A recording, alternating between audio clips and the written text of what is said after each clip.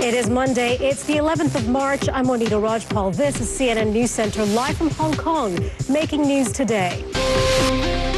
One of the suspects accused of raping and beating a woman on a bus in New Delhi is dead. Indeed, authorities say Ram Singh committed suicide in custody by hanging himself, but his parents say their son was murdered. He was one of 5 men accused of raping and beating the 23-year-old woman who died not long after. The brutality of the attack led to mass protests and more protection for women against sexual assaults. So what does today's news mean for the gang rape trial? Well, joining us now live from the Indian capital is CNN Sumnima Udas. Sumnima, we now know from the prison spokesperson that Ram Singh wasn't on suicide watch. What do we know as to what happened to him?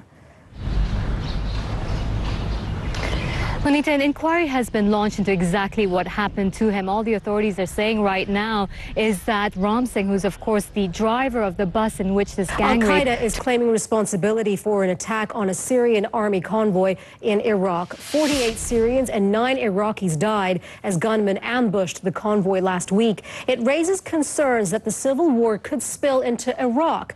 Al-Qaeda's claims surfaced earlier this Monday on jihadist forums. Japan fell silent today, marking the second anniversary of the earthquake and tsunami that devastated the country in 2011. Japan's emperor and empress made a rare public appearance to mark the somber occasion. Then at 2:46 p.m. local time, the exact time the quake struck, a moment of silence began to honor the 19,000 people who were killed. Venezuelan opposition leader Enrique Capriles says he will run for president in the next month's election. Capriles lost last year's election to the late President Hugo Chavez. Acting President Nicolas Maduro will also be on the ballot. Today is the deadline for candidates to register. At least 1,200 dead pigs have been pulled out of a river in Shanghai in the last few days. The pigs appear to have been dumped, and we don't know why, but we do know that earlier this month there were reports of a disease that killed thousands of pigs nearby. Soldiers from South Korea have started 2-week joint military training exercises with U.S. forces. North Korea says the maneuvers are an open declaration of war, but the South insists their purpose is solely for defensive purposes. And now North Korea says it is scrapping a peace agreement between the two sides, which has been in place since 1953. CNN's Anna Koren joins us now live from Seoul with more on that. Anna.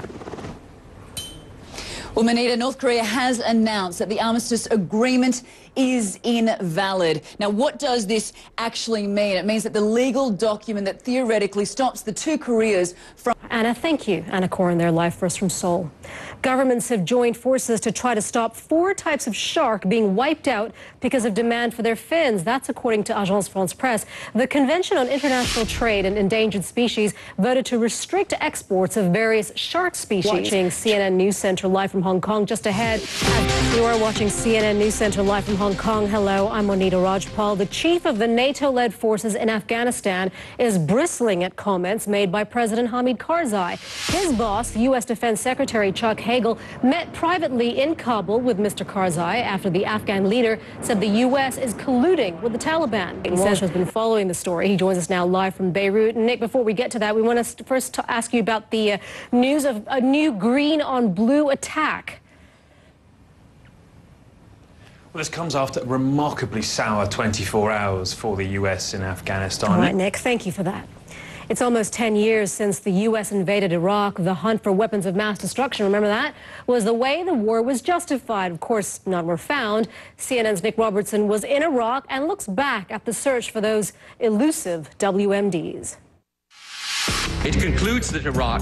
You are watching CNN News Center live from Hong Kong with the Masters just a month away.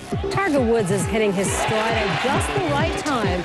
You are watching CNN News Center live from Hong Kong with golf's first major of the year fast approaching.